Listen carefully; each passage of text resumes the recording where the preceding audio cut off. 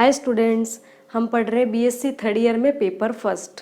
ठीक है, आज हमारे इस यूनिट के 4 लेक्चर हो चुके हैं। आज फिफ्थ लेक्चर है और मैंने थोड़ा सा इसमें करेक्शन कर लेना। मैंने यूनिट फर्स्ट बताया है तुमको, यूनिट फर्स्ट नहीं है, ये है हमारी यूनिट सेकंड। ठीक है, यूनिट सेकंड का 5th लेक्चर है ये। तो कौन सी? कन्वर्जेंस ऑफ रियल सीक्वेंस, ये हमारी सेकंड यूनिट है, फर्स्ट यूनिट नहीं है। ठीक है, इसमें हम आज पढ़ेंगे कोचीज और फंडामेंटल सीक्वेंस। ठीक है, कोशी या फंडामेंटल सीक्वेंस क्या होती है?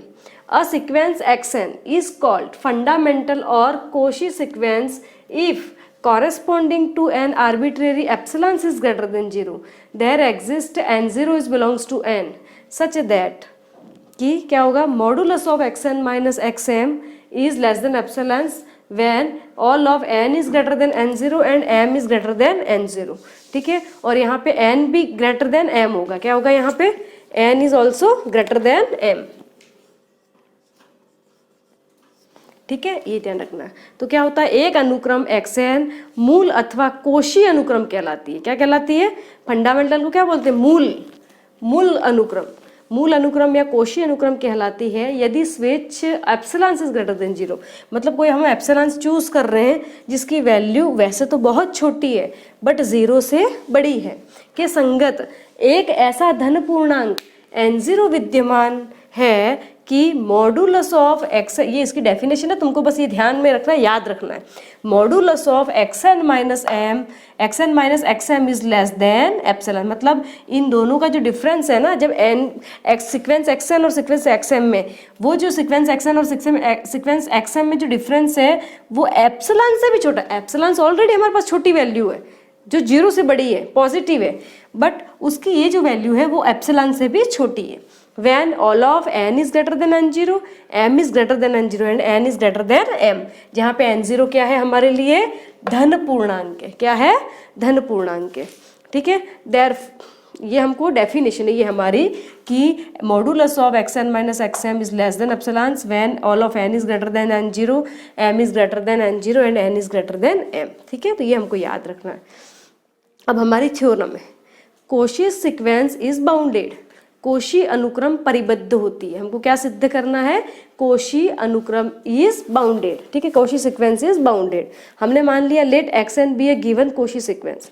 मान लिया कि xn है वो कोई हमारी दी हुई कोई कोशी अनुक्रम है। ठीक है, xn है वो कोई कोशी अनुक्रम है। देन बाय डेफिनेशन, तब हमारी परिभाषा से क्या हो जाएगा? हमारे एप्सिलॉन्स की जगह हम क्या चूज कर रहे हैं? एप्सिलॉन्स की वैल्यू जो है 0 से बड़ी है, तो हमने यहाँ पे चूज किया एप्सिलॉन्स equal to 1।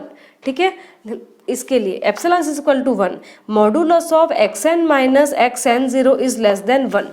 Epsilon modulus of xn minus xn0 is less than epsilons होता है और एप्सिलॉन्स की जगह हमने क्या रखा है? 1। ठीक है, ये 1 ले लिया। Where all of n is greater than equal to n0। ठीक है, अब देखो इसका मतलब क्या हुआ? मॉडुलस ऑफ, अपन को ये पता है, हम जानते हैं कि जब modulus of xn minus l is less than epsilon होता है तो हमारी xn की जो वैल्यू है वह l माइनस एप्सिलॉन और l प्लस एप्सिलॉन के बीच में वेरी करती है। हमने पढ़ चुके हैं modulus of xn minus l is less than epsilon, then xn की वैल्यू l माइनस एप्सिलॉन और l प्लस एप्सिलॉन के बीच में होती है। तो यहीं से हमने क्या लिखा? इसको लिखा हमने modulus of xn minus xn0 is less than epsilon. तो यहाँ से हम क्या लिख सकते हैं? इसका मतलब इसको हम लिख सकते हैं कि xn की value xn minus 0, xn0 minus 1 और xn0 प्लस 1 के बीच में होगी, where all of n is greater than n0। ठीक है, ये जो परिभाषा से ही लिखा है हमने। अब हमने ले लिया let k equals to maximum of x1 x2 xn0 minus 1 xn0 plus 1। इसका जो मैक्सिमम है वो k है। इसका मतलब कैपिटल K है क्या हमारा? क्योंकि सबसे हाईएस्ट वैल्यू हमारे पास क्या है? जब xn की वैल्यू इन दोनों में वेरी कर रही है तो मैक्सिमम वैल्यू ये हो गई और मिनिमम वैल्यू ये हो गई। ठीक है, तो हमने ये मान लिया maximum of x1 x2 xn0 minus 1 xn0 plus 1 and small k equals to क्या ले लिया हमने? Minimum of x1 x2 xn0 minus 1 xn0 plus 1, ये मान लिया। इसका मतलब ये हमारे लिए स्मॉल k। ठीक है, इसका मतलब ये हुआ कि स्मॉल xn की वैल्यू हमारे स्मॉल k और कैपिटल k के बीच में है। इसका मतलब ये हुआ कि इसका जो अपर बाउंड है वो कैपिटल k है और लोअर बाउंड है वो स्मॉल k है। ठीक है, तो ये तो हमारा अपर बाउंड हो गया और ये लोअर बाउंड हो गया। जब हमारे किसी सीक्वेंस में अपर बाउंड और लोअर बाउंड मिल गए, इसका मतलब क्या हो गया, हमारी सीक्वेंस है वो बाउंडेड है। तो हमने ये प्रूफ कर दिया कि xn इज अ बाउंडेड, ठीक है। But converse of the above theorem need not to true, परंतु इसका जो कन्वर्स है कि कोई भी सीक्वेंस है, कोची सीक्वेंस बाउंडेड होती है, पर कोई भी बाउंडेड सीक्वेंस कोशी सीक्वेंस होती है, उसकी कोई गारंटी नहीं है, ये ध्यान रखना है, ठीक है। Cauchy sequence is bounded but bounded sequence is not always Cauchy sequence, ये ध्यान रखना है, ठीक है। अब हम सेकेंड थ्योरम करते हैं। If a sub sequence of a Cauchy sequence converges to L then the sequence also converges to L, ठीक है। यदि कोशी अनुक्रम का उपानुक्रम, कोई भी कोशी अनुक्रम है, उसका उपानुक्रम है वो एल को अभिसृत होता है, तो कोशी अनुक्रम भी एल को अभिसृत होती है, ये हमको प्रूफ करना है, ठीक है। यदि कोई कोशी अनुक्रम का उपानुक्रम मतलब कि सब सीक्वेंस है वो एल को कन्वर्ज होती है, तो सीक्वेंस भी एल को कन्वर्ज होती है, एल को अभिसृत होती है, ये हमको प्रूफ करना है। हमने मान लिया, मान लो xn है वो कोशी अनुक्रम है, क्या है हमारी xn कोशी अनुक्रम है, तो परिभाषा अनुसार किसी एप्सिलॉन इज ग्रेटर देन 0 के लिए संगत एक धन पूर्णांक n0 विद्यमान है, ये ही परिभाषा ले रहे हैं हम कोशी सीक्वेंस की। ये परिभाषा तुमको लर्न करनी है, याद रखनी है, और इसको ही अप्लाई कर रहे हैं हम, ठीक है। तो क्या होगा, पूर्णांक n0 विद्यमान है कि modulus of xm minus xn is less than epsilons by 2। अब हमने यहाँ एप्सिलॉन्स की जगह एप्सिलॉन्स बाय 2 लिया, कुछ भी वैल्यू ले सकते हैं, बस 0 से क्या होगी, बड़ी होगी और बहुत छोटी वैल्यू होगी, बस ये ध्यान रखना है, ठीक है। तो modulus of xm minus xn is less than epsilons where all of mn is greater than n0, ठीक है। अब माना xn के उपानुक्रम, xn तो हमारी उपक्रम अनुक्रम है, उसका उपानुक्रम मतलब उसकी सब सीक्वेंस ले रहे हैं, ठीक है। माना xn की सब सीक्वेंस क्या है, xvn, ये हमने ले लिए xn की कोई सब सीक्वेंस xvn है, तथा limit of xvn equals to l, limit of xvn equals to क्या है, l है, ठीक है। हमने ये लेके चल रहे, यही तो कह रहा है कि उपानुक्रम यदि l को अभिसृत होता है तो सीक्वेंस भी l को अभिसृत होती है, तो ये तो हमको लेके चलना पड़ेगा, ठीक है। तो हमने क्या मान लिया, लिमिट xvn जो है वो xn की कोई उपानुक्रम है और वो किसको कन्वर्ज हो रही है, l को, तो limit of xvn equals to l, तो किसी l is greater than 0 there exist n0 is belongs to n such that modulus of xvn minus l is less than epsilon, ये हमारी परिभाषा है। यदि कोई भी सीक्वेंस है वो l को कन्वर्ज हो रही है तो modulus of xn minus l is less than epsilon होता है, उस एप्सिलॉन की जगह हमने एप्सिलॉन बाय 2 लिया, ठीक है। Where all of vn is greater than n0, ठीक है। अब ये ध्यान रखो, हम यहाँ पे ले रहे हैं xvn, यहाँ पे देखो xvn माइनस l, इसको हम ऐसा भी तो लिख सकते हैं, x इसको लिखा, अब xn माइनस एल लिया, क्या लिया हमने, xn माइनस एल।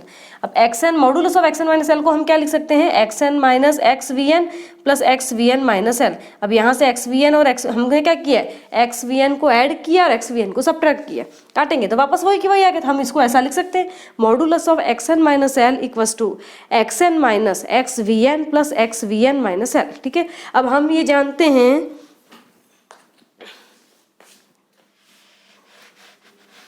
क्या जानते हैं कि modulus of a plus B is less than equal to modulus of a plus modulus of b।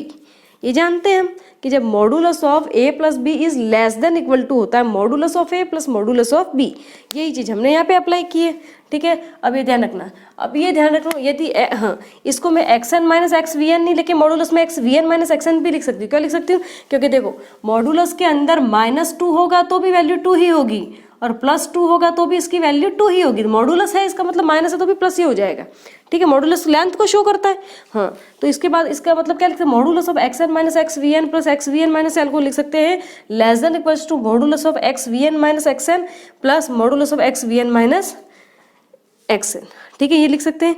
अब हमको पता है कि इसकी वैल्यू भी क्या है, एप्सिलॉन्स बाय 2, और ये भी वैल्यू क्या हो जाएगी, एप्सिलॉन्स बाय 2, तो क्या आ गया, modulus of xn minus l is less than epsilons, ये आ गया, modulus of xn minus l is less than epsilons आ गया, इसका मतलब limit of xn equals to क्या है, l, हमने ये शो कर दिया, हमने बता दिया कि लिमिट xvn कोई है वो l है तो लिमिट xn है वो l होगा, ये हमने शो कर दिया और हमको यही शो करना था, ठीक है। अब हम कुछ एक क्वेश्चन करते हैं इस पे basic.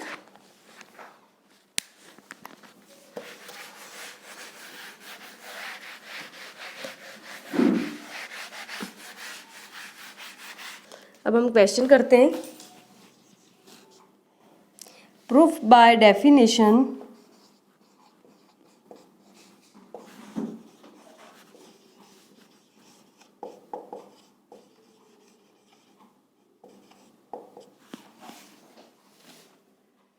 that the sequences that the sequences whose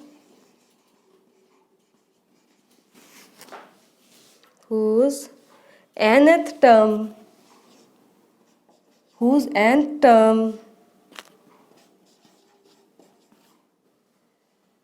are given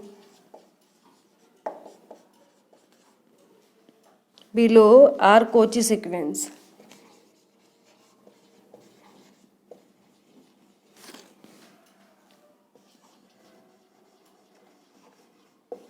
Are Cauchy sequence.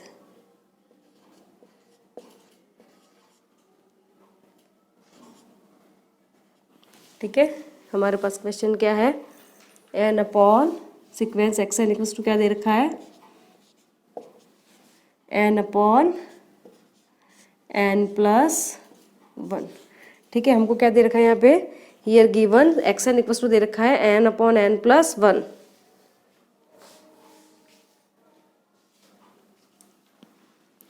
Late epsilon is greater than 0 there exist n is greater than m। ठीक है, let epsilon is greater than 0 there exist n is greater than m such that modulus of xn minus xm is less than एप्सिलॉन्स। ये हम definition से जानते हैं। ठीक है, क्या है, modulus of xn minus xm is less than epsilons. ठीक है, ये हमको पता है। अब हम क्या करेंगे इसमें,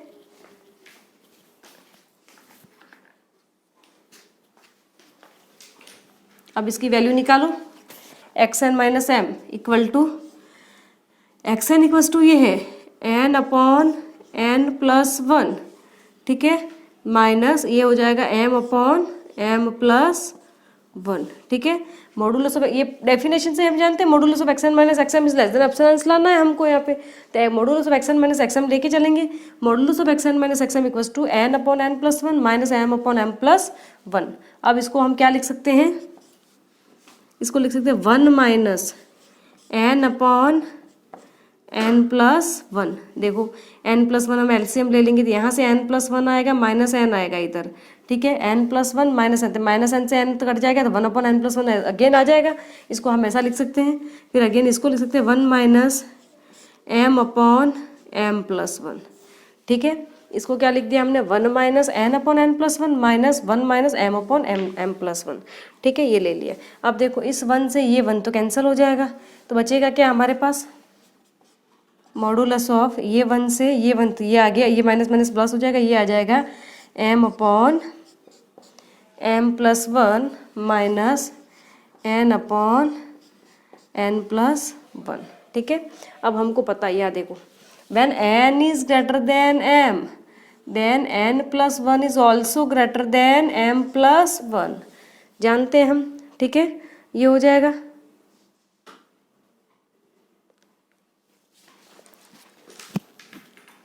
वन है यहाँ पे, सॉरी।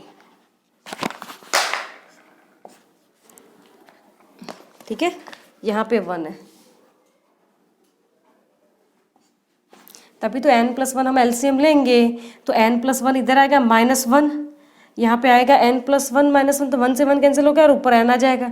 ठीक है, तो इसको ऐसा लिख सकते हैं, इसका मतलब ये वन से ये वन कैंसिल हो जाएगा और ये आ जाएगा वन अपॉन एन वन, ये minus minus plus one upon M plus one minus one upon N plus one. अब देखो m इज ग्रेटर देन क्या है, n is greater than m है, तो n plus one is also greater than m, but जब नीचे लिखोगे upon में तो ये लेस देन हो जाएगा, क्या हो जाएगा, ये लेस देन हो जाएगा, one upon N plus one is less than one upon M plus one हो जाएगा। इसका मतलब ये नंबर मेरा बड़ा हो जाएगा और ये छोटा हो जाएगा। ठीक है, इसका मतलब ये ऑलरेडी पॉजिटिव ही होगा, ये नंबर बड़ा है, बड़े में छोटा कटता है तो वैसे पॉजिटिव ही नंबर मिलता है, तो one upon M plus one minus one upon n+1 ये आएगा। और इज लेस देन, ये लेस देन किससे होगा? 1/m+1 से। अब देखो 1/m+1 में से कुछ घट रहा है और ये खाली 1/m+1 है, तो कुछ घट रहा है, ये तो छोटा ही होगा और ये बड़ा होगा। और इज ऑल्सो 1/m, ये भी छोटा होगा 1/m से, क्योंकि ये अपॉन में है, डिनोमिनेटर में। तो ये 1/m+1 is less than 1/m और इज लेस देन एप्सिलॉन। ठीक है, क्योंकि 1/m भी क्या है, एकदम छोटी वैल्यू है। ठीक है, 1/m एकदम छोटी वैल्यू, तो वो एप्सिलॉन से छोटी होगी। ठीक है, इसका मतलब ये हो गया कि m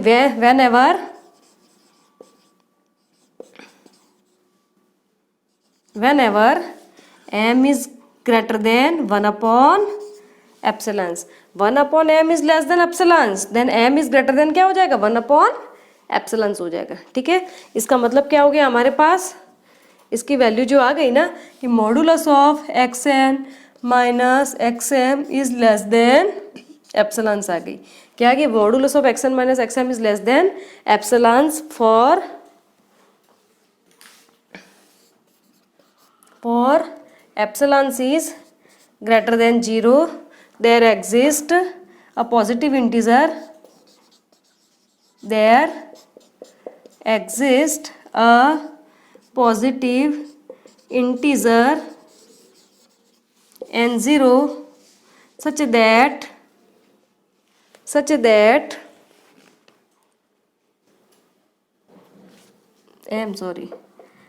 integer m such that modulus of xn minus xm is less than epsilon, modulus of xn minus xm is less than epsilon. इसका मतलब क्या हो गया, हमारी सीक्वेंस xn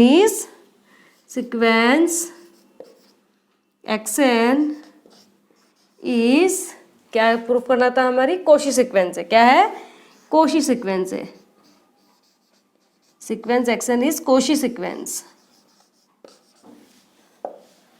ठीक है, तो हमारी क्या आ गया? Sequence xn is Cauchy sequence, ये हमारा आ जाएगा। ठीक है, अब हम थोड़े और एग्जांपल्स करते हैं। बस हमने क्या किया, हमको ये प्रूफ करना था कि ये सीक्वेंस हमारी कोशी सीक्वेंस है। कोशी सीक्वेंस से लाने के लिए हमको क्या लाना है कि मॉडुलस ऑफ, हमारी डेफिनेशन से है कि let epsilon greater than 0 there exist n is belongs to n is greater than m। हमको लाना modulus of xn minus xm is less than epsilon. तो हमने क्या किया, xn को ये लिखते हैं तो xm ये हो जाएगा, इसको हम ऐसा लिख सकते हैं 1 से 1 कैंसिल हो जाएगा, ये आ जाएगा। और ये जो 1/m+1 माइनस 1 ये आ जाएगा, मॉडुलस से बाहर निकलेगा, पॉजिटिव ही होगा। इज लेस देन 1/m+1 और is less than 1/m is less than epsilon. इसका मतलब हमने शो कर दिया कि xn minus m is less than epsilon for epsilon is greater than 0 और there exist a positive integer m such that ये आ जाएगा। ठीक है, अब हम आगे और क्वेश्चन सॉल्व करते हैं।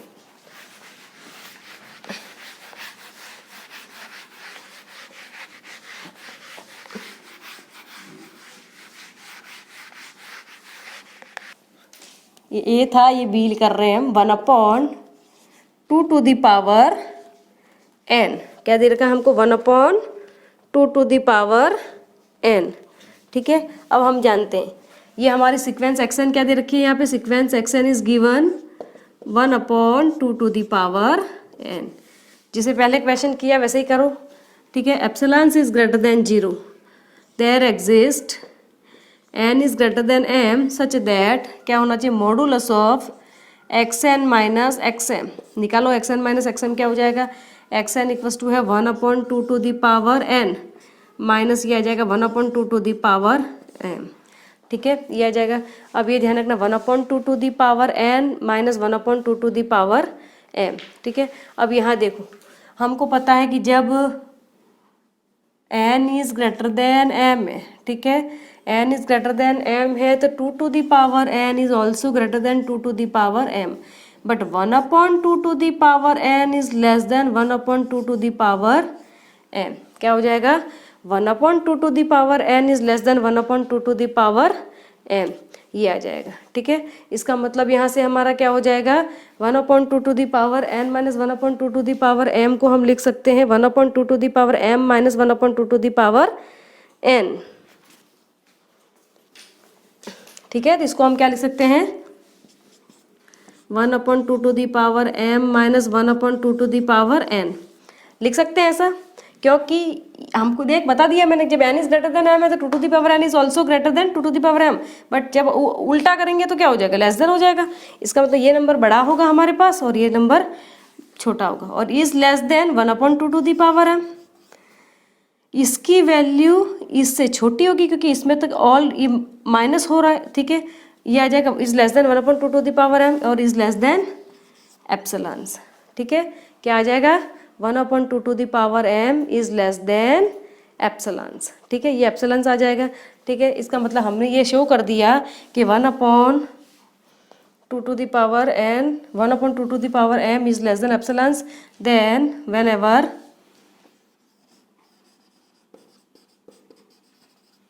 2m is greater than 1/epsilon, क्या हो जाएगा, 1/2m is less than epsilon, then 2m is greater than 1/epsilon। अब हमने दोनों और लॉग ले लिया, लॉग लेंगे तो ये क्या हो जाएगा, log of 2m is greater then log of 1/epsilon, ठीक है। 1/epsilon हो गया। अब ये क्या हो जाएगा, m log 2 is greater than log of 1/epsilon, then m is greater than क्या हो जाएगा, log of 1/epsilon upon log of 2, क्या हो जाएगा, m is greater than log of 1/epsilon upon m is greater than log of 1/epsilon upon log of 2, ये आ जाएगा, ठीक है। इसका मतलब क्या हो गया, for each epsilon is greater than 0, for each epsilon is greater than 0 there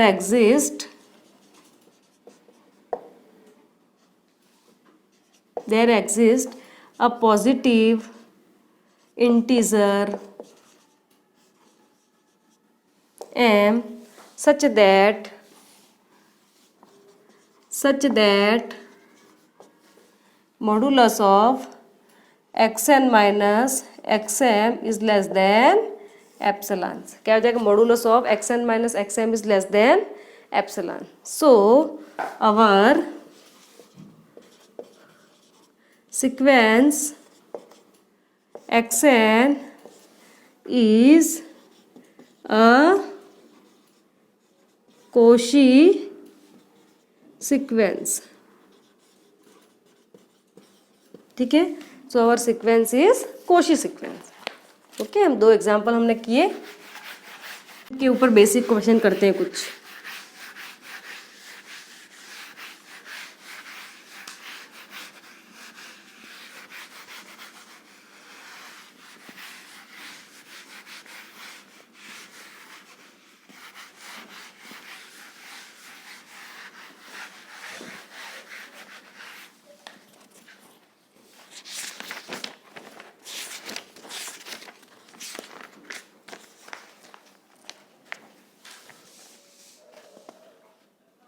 starting हम करते हैं, the limit point -1 to the the sequence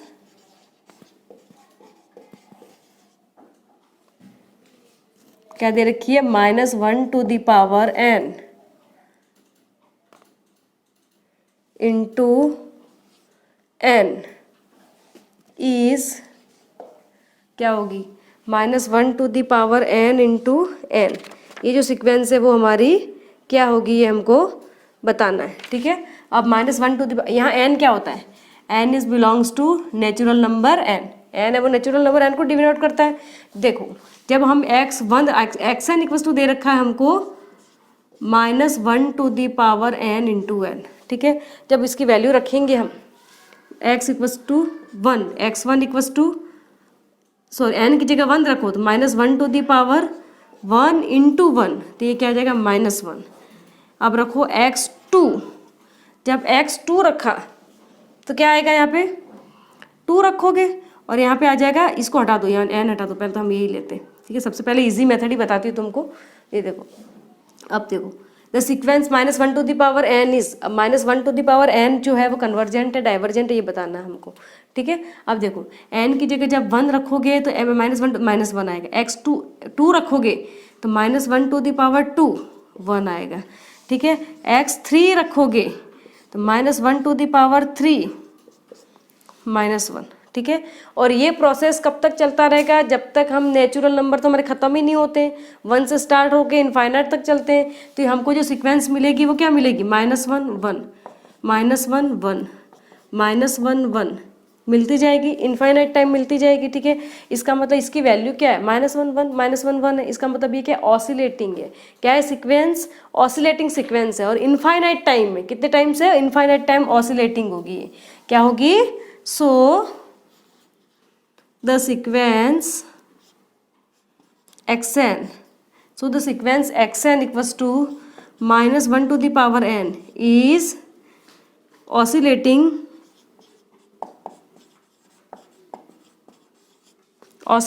कौन सी है, oscillating infinitely,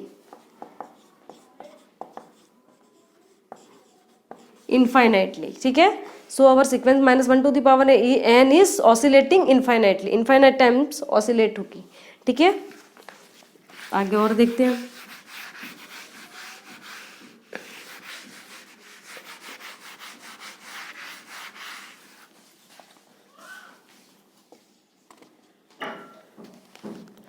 अब जैसे हमको मिलता है द सीक्वेंस 1 अपॉन, अब दे रखा है यहाँ पे द सीक्वेंस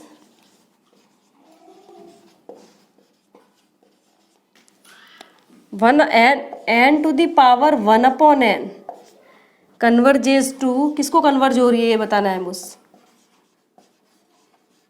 कन्वर्जेस टू, ठीक है।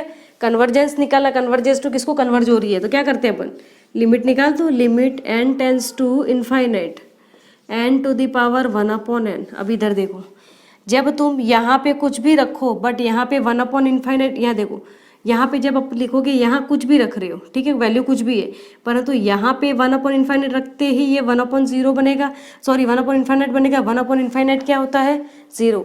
किसी की भी पावर, क्या कितना भी बड़ा नंबर क्यों नहीं हो, पावर 0 आ गई मतलब क्या हो गया, इसकी वैल्यू क्या हो गई, 1। चाहे तुम n की जगह इनफाइनाइट भी क्यों नहीं रखोगे, परंतु पावर उसकी क्या आएगी, पावर तो यहाँ पे अगर तुमने इनफाइनाइट भी रख दिया, इनफाइनाइट की भी पावर तो 0 आ रही है ना, किसी की भी पावर 0 आ गई मतलब इसकी वैल्यू क्या आ गई, 1। इसका मतलब ये किसको कन्वर्ज हो रहा है, sequence n to the power 1 upon n converges to 1, किसको कन्वर्ज होगा, 1 को कन्वर्ज होगा, ठीक है। अब देखो एक क्वेश्चन और है, द सीक्वेंस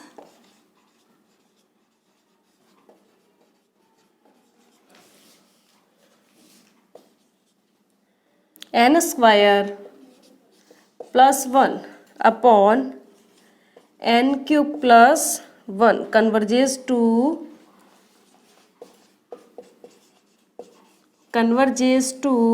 अब क्या निकालना हमको, ये किसको कन्वर्ज हो रहा है। अब देखो नीचे वाली पावर बड़ी है और ऊपर वाली कम है तो हमारा इजीली हो जाएगा। ऊपर वाली पावर बढ़ गई तो n की पावर ऊपर 2 है नीचे 3 है, तो हम 1 अपॉन n बचेगा तो आ जाएगा 0 बन जाएगा और 1 आ जाएगा, ठीक है, उसमें कोई प्रॉब्लम नहीं। पर ऊपर की पावर अगर बड़ी हो गई तो फिर वो डाइवर्जेंट आएगा, कन्वर्जेंट नहीं आएगा। अब इसमें देखो, इसमें जब हम लिमिट लगाते हैं, लिमिट एंड कन्वर्जेंस निकालने के लिए हमेशा लिमिट ही निकालते हैं। हमको पता है कन्वर्जेंट की डेफिनेशन क्या है, अगर कोई सीक्वेंस एक्शन है वो कन्वर्जेंट कब कहलाएगी, if its limit is finite. उसकी लिमिट निकाल दो, ये लिमिट निकाल रहे, अगर वो फाइनाइट आ गई तो वो कन्वर्जेंट है, otherwise divergent. Limit n tends to infinite निकालो, n² +1 अपॉन n³ +1। अब क्या करेंगे हम, limit n tends to infinite, ऊपर से n² हमने बाहर निकाल दिए, नीचे से n³ बाहर निकाल दिया, ठीक है। तो ये क्या आ गया, 1 + 1 अपॉन n², नीचे आ जाएगा 1 + 1 अपॉन n³, ठीक है। अब जब इनफाइनाइट रखेंगे n² से ये n तो कट जाएगा, ये बचेगा नीचे limit n tends to infinite, 1 upon n बचेगा और अंदर क्या बचेगा, 1 + 1 अपॉन n² और 1 + 1 अपॉन n³, ठीक है। जब लिमिट रखोगे तो ये तो आ गया 1 अपॉन इनफाइनाइट, ये आ जाएगा 1 + 1 upon infinite +1 + 1 upon also infinite, ठीक है। तो इनफाइनाइट तो क्या आ जाएगा 1/इनफाइनाइट, ये तो बन गया 1/इनफाइनाइट क्या होता है 0 होता है, ये बन गया 0। अब 0 बनने के बाद वापस यहाँ 1 आएगा, यहाँ 1 आएगा, पर ये क्या बन गया 0 बन गया। इसका मतलब ये किसको कन्वर्ज हो रहा है, कन्वर्जेस टू 0। ये किसको कहते हैं, sequence xn is converges to 0। और 0 को कन्वर्ज हो रहा मतलब कन्वर्जेंट सीक्वेंस है, क्या है कन्वर्ज, क्योंकि 0 is finite number, converges to 0। ठीक है, ये ध्यान रखना। अब एक क्वेश्चन जैसे ये है, एक हम ऊपर किसी से पावर बड़ी हो वो वाला कर लेते हैं।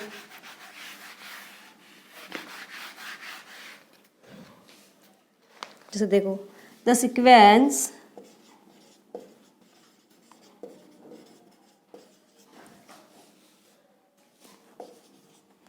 n² + 1 अपॉन 2n + 1 कन्वर्जेस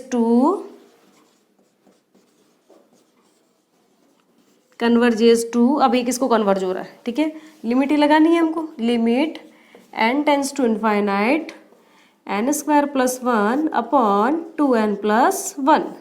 ठीक है, लो n की हाईएस्ट पावर को बाहर निकाल दो, तो limit n tends to infinite n² को बाहर निकाल दिया तो 1 + 1 अपॉन n² अपॉन यहाँ से निकाल दिया n को बाहर, तो 2 + 1 अपॉन n, n से एक n तो कैंसिल हो गया, हमारे पास बचा limit n tends to infinite n into 1 + 1 upon n² upon 2 + 1 upon n।